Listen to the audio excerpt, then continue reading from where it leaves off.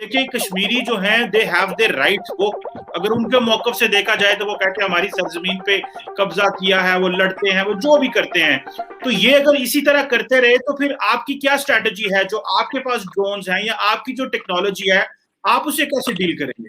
अगर आपको लगता है कि कश्मीरी चाहे तो वो ड्रोन इस्तेमाल कर सकते हैं, चाहे तो वो अपने आप पे सुसाइड बेल्ट लगा के अपने आप को फाड़ सकते हैं, या गाड़ी में बम धमाका करा सकते हैं और पुलवामा कर सकते हैं, तो याद रहे कि बलूचिस्तान में बीएलए भी ऐसा कर सकता है, याद रहे कि टीटीपी भी कर सकता है, और याद रहे कि ऐसे बहुत सारे जो ऑर्गेनाइजेशंस हैं जो आज़ादी मांग रही हैं, जो आज़ादी की लड़ाई लड़ रही हैं, वो ये काम कर सकते हैं। मेरा कहने का मतलब यहाँ पर ये है कि पाकिस्तान ने इस तरीके का जो जो इंट्रोडक्शन की है इस पूरे खेल के अंदर, इस नई चीज की, इसका ये डबल एज वेपन होगा और इससे बहुत नुकसान होगा। जो दूर की पाकिस्तान ने नहीं सोची, उसको ये नहीं समझ में आया कि अगर हिंदुस्तान ने ये कार्रवाई करनी शुरू कर दी तो उसके क्या डायमेंशन होंगे। अब हम लोग आतंकवादी तो सपोर्ट करते नहीं है, तो हम उन्हीं ड्रोन्स का इस्तेमाल करेंगे जो हमारी एयरफोर्स में है, और अगर हमारे ऊपर हमला हुआ है तो we are well within our rights to reply. और जहां तक सवाल पाकिस्तान का है, बिल्कुल अगर हम पाकिस्तान पे हमला करेंगे, पाकिस्तान उसका जवाब देगा, और ऐसा पहली बार नहीं हुआ है, ऐसा हमेशा से होता है, पिछले 70 साल से यही हो रहा है, और हर बार ये at the end of the day यही प्रूव हुआ है कि पाकिस्तान ने गलती करी। आपने चाहे 47-48 की लड़ाई हो, वो आपने आइडिया ऑफ इंडिया को चैलेंज किया।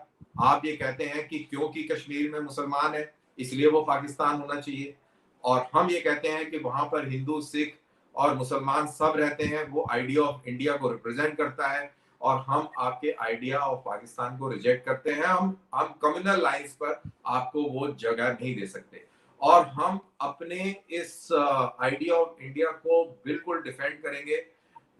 आइडियाज के ऊपर ही मुल्क होते हैं, आइडिया नहीं तो मुल्क नहीं। अब आइडिया ऑफ पाकिस्तान बांग्लादेश में नहीं था, खत्म हो गया, तो इसलिए वहां बांग्लादेश बन गया, लेकिन आपने 65 की जंग इसीलिए कर ली।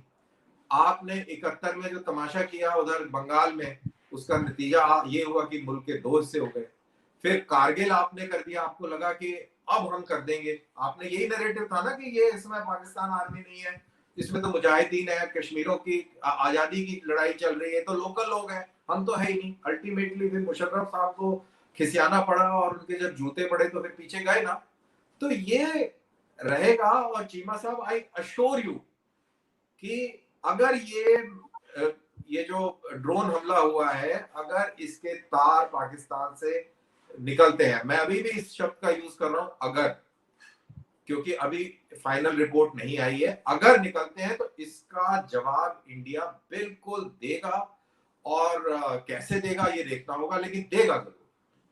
कल साहब आज भी बीजेपी के लोग कहते हैं कि हमें अखंड भारत पे आज, मुझे मेरा ख्याल है राम माधव ये जो के जनरल सेक्रेटरी रहे हैं या अभी भी हैं आई थिंक बीजेपी के, उन्होंने कहा इसके ऊपर बड़ा खुल्लम खुल्ला कहा। उसके अलावा कई जो पिछले दिनों उत्तराखंड के आई थिंक सीएम थे जिन्होंने ये कहा कि हमारे बीजेपी के लीडर कहते हैं कि ये जो छोटे मोटे मुल्क हैं साथ में हम ये साथ में ला लेंगे, वहां पे अपना जो अपने एक्सपैंड करेंगे। सो हम तो समझते हैं कि आपकी एक्सपेंशनिस्ट आइडियोलॉजी और कश्मीर पे कब्जा भी एक्सपेंशनिस्ट आइडियोलॉजी है।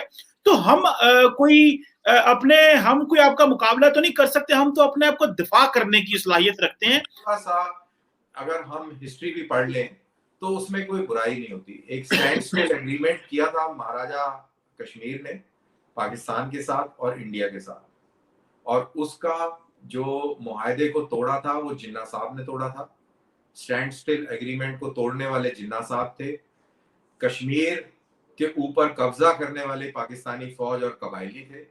हिंदुस्तान की फौज तो बहुत बाद में गई जनाब, जब आपके फौजी और कबायली बारामूला में औरतों की इज्जत लूट रहे थे, और 24 घंटे उन्होंने इज्जत लूटने और लोगों के घरों को आग लगाने में जाया करे। अगर वो जाया ना करते तो शायद श्रीनगर कब्जा कर लेते, लेकिन वो 24 घंटे इतने अहम थे, और उस समय महाराजा ने हमको रिक्वेस्ट करी और फिर हम आए। तो पहल हमने नहीं करी, वो पहल आपने करी, और उसका खामियाजा आप ही भुगत रहे हैं। कल साहब एक तो छोटा सा खंड है। हमारे को तो जो दुख दर्द है वो है। और जहां तक अखंड भारत का सवाल है, आप राम माधव और इन माधवों को छोड़ें, हम हमारे जैसे नॉर्मल लोग भी अखंड भारत का ही सपना लेते हैं। हमारा जो जो कल्चर है वो इंडस वैली से ही आता है, और पूरे पंजाब में हमारा पूरा कल्चर लिखा गया है, तक्षशिला में हमारे ग्रंथ लिखे गए हैं, और पेशावर से लेके और कराची तक ये पूरा इलाका हिंदू सिविलाइजेशन के लिए बहुत इंपॉर्टेंट है और हमारे लिए बिल्कुल दिल के करीब है। हम बिल्कुल चाहेंगे कि अखंड भारत हो, चाहे इसके लिए हमें कुरान क्यों ना पढ़नी पड़े।